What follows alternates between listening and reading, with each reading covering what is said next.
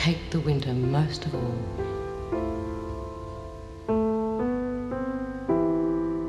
Thank God for the laundry. At least it's warm. Hey, why don't you use the trolley? Oh, it's too much trouble.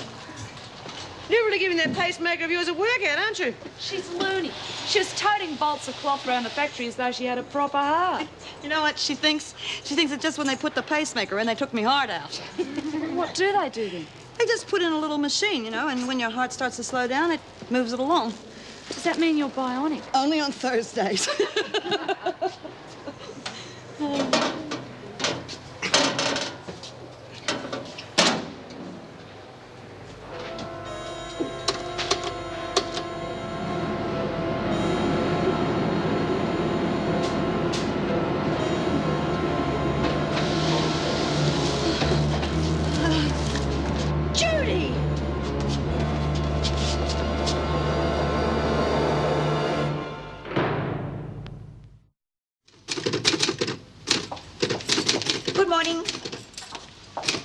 It's just like I said. You can't trust the likes of Doreen Burns. If you have bad news, Miss Bennett, it can wait until I get to my office. Yes, but she's in solitary. I see. What happened? She did exactly what she was warned about. Under my very nose, she told that husband of hers, the lowest cartage tender at the factory. She'll get him in there yet. Miss Knox, would you get Burns out of solitary and into the laundry? I would have thought you'd kept her there at least a week. Doreen is not a bad girl. I'll admit that in the past few weeks she's caused us more trouble than most of our hard cases. But that only means that something is wrong somewhere. I'm not prepared to come down heavily until I know what it is. Nor will I allow her current shenanigans to interfere with the factory project. Sally, call for an ambulance. Tell them it's urgent. What's happened? Brian's just collapsed in the laundry. She's not faking? Not as far as I can tell. You sure she's not having you on? Well, her colour's bad, her pulse is feeble, and she's fighting for breath. What more do you want? Birdsworth can produce all those symptoms at will, and she's hale and hearty. I could let her die to convince you, Miss Bennett, but I would prefer not to oblige.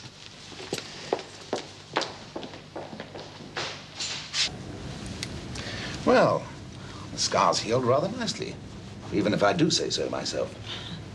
You don't get trouble with a new pacemaker, not these days. What have you been doing? Running full tilt at a brick wall?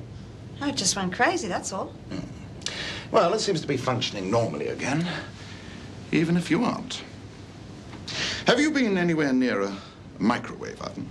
Oh, you don't think they'd have that sort of thing at Wentworth, do you? Well, where were you working when it happened? In the laundry. Well, it could be some electrical interference. Well, it's never affected me before.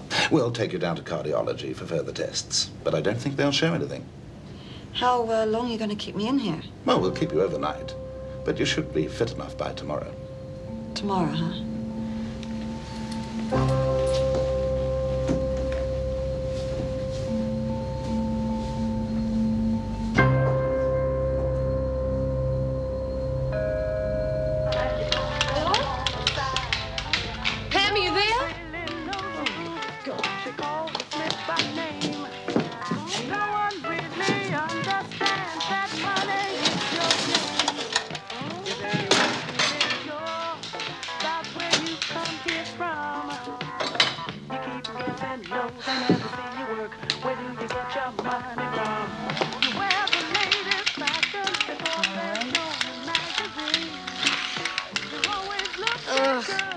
You're wet from stem to stern, my young man. Jace, do you know where the nappies are? You could do with a bath, too. And I don't think it'd hurt you either, Jace. Come on, let's go run a bath.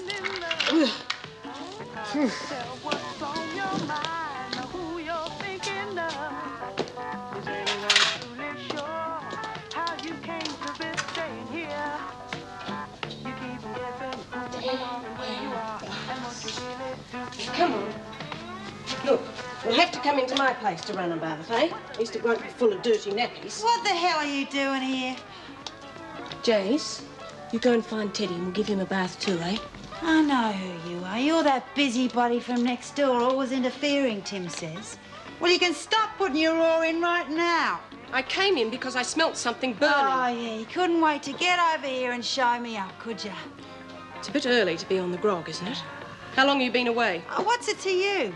Look, you left the stove on with hot porridge and milk on it and handles where Jason can reach them. Yeah, big deal. You could have burnt the flat down with everybody and everything in it. Oh, yeah, and pigs might bloody fly, too. Listen, mate, I'm not one of your crims. You can't boss me around. Why don't you just get out of here and leave me and the kids alone? Kids? They're not your kids. And God help any you might have. Oh, get out of here. Go on, you nosy bitch. Just get out of here.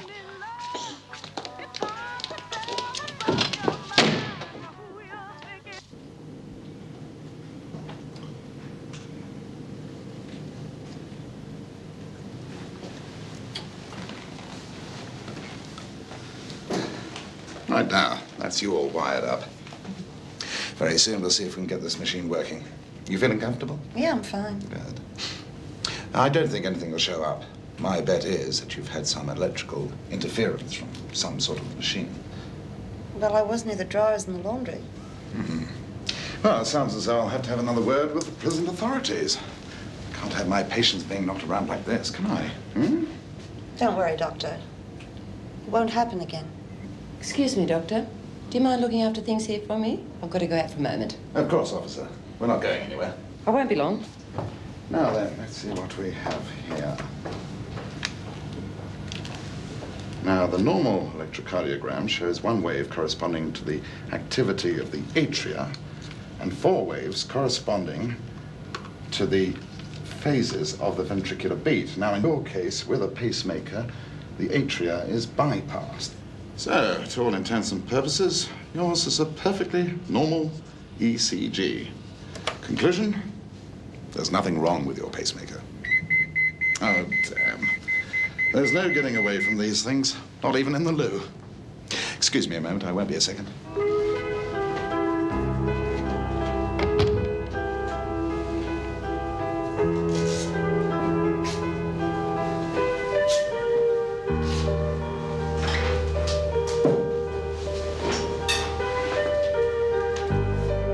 Yes? What? Say that again. I can't hear you. Yes, well, look, I'm really tied up at the moment. Could you ask Dr. Morris to have a look there? Oh, yes, of course. I forgot it was his morning for the clinic. Look, it doesn't sound too serious. Just keep an eye on her, and I'll be there as soon as possible, all right? Yes, well, I'm doing an ECG at the moment, so it shouldn't be too long. Yeah, right, thanks. Goodbye.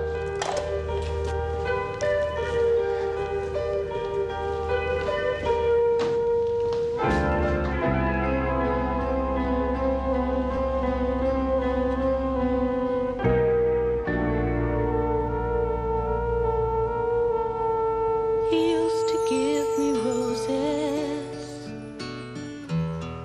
I wish he could again. But that was on the outside, and things were different then. On the inside, the sun still shines, and the rain falls down. But the sun and rain are prisoners too when morning comes around. Last night I dreamed we were together, sharing